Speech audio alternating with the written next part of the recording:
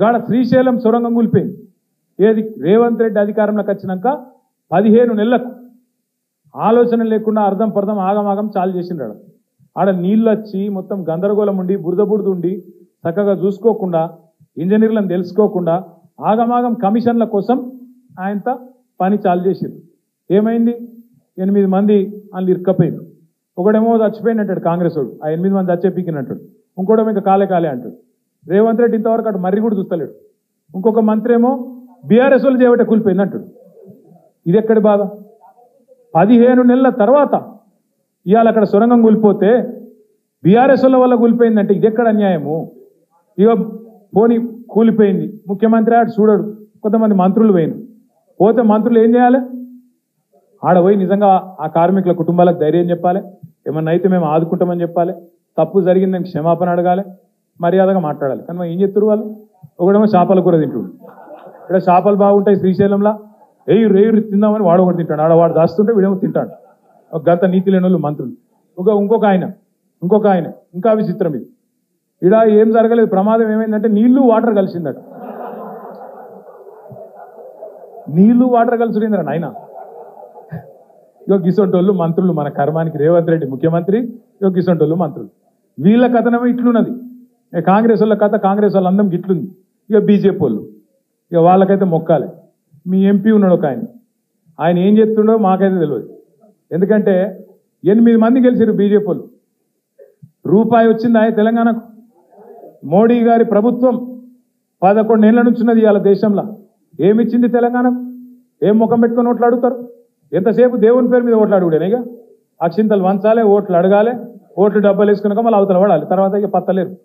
అరే బడ్జెట్లో రూపాయి ఇచ్చింది లేదు, ఒక స్కూల్ ఇయ్యవు, ఒక కాలేజీ ఇయ్యవు, ఒక పరిశ్రమ ఇయ్యవు, ఏది ఇయ్యవు. ఏందా అంటే మళ్ళీ ఏమనంటే నువ్వు దేవద్రోహి, దేశద్రోహి, నువ్వు ధర్మద్రోహి, ఈ ద్రోహి, ఆ ద్రోహి, ఇంతేనా? ఇక తెలంగాణకి ఇచ్చుడు లేదా?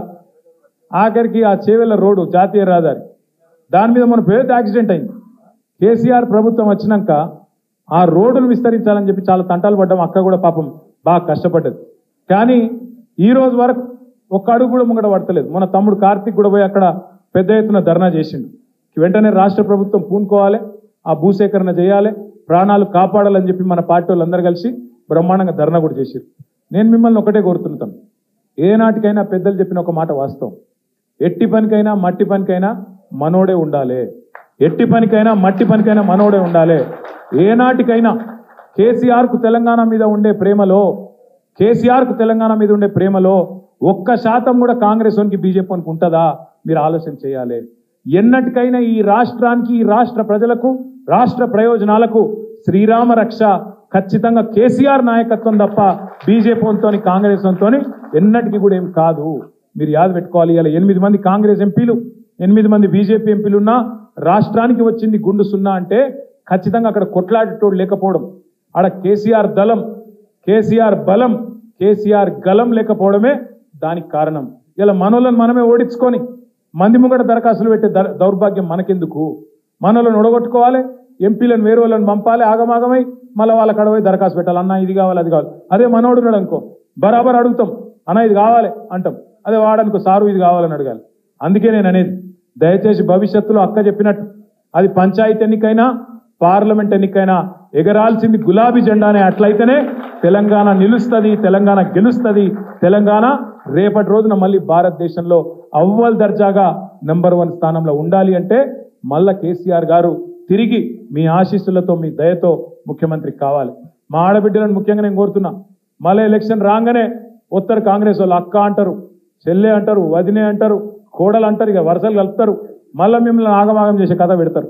ఇందిరమ్మ ఇల్లు వచ్చింది అంటారు. ఆగం కాకుండ్రి. వీళ్ళు ఖచ్చితంగా మొన్న మోసం చేసినట్టే మళ్ళీ మోసం చేసి డబ్బల ఓట్లు వేయించుకోవాలని చూస్తాను. వాళ్ళు మళ్ళీ ఓట్ల తర్వాత ఎవడు మళ్ళీ 4 ఏళ్ళు కనబడాడు. తప్పకుండా అందుకే జాగ్రత్తగా ఉందాం.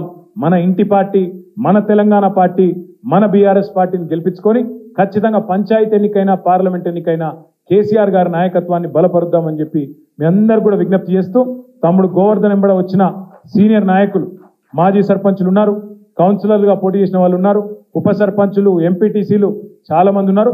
వారందరికీ కూడా స్వాగతం. ఒక పని చేద్దాం, ఒక్క సైడ్కి వెళ్ళొస్తే అందరు కండువాలు కప్పచ్చు, ఎందుకంటే మళ్ళీ లేకపోతే ఆగమాగం అవుతుంది. కాబట్టి దయచేసి ఇట్లా రాండ్రి, ఇట్లా పోదాం.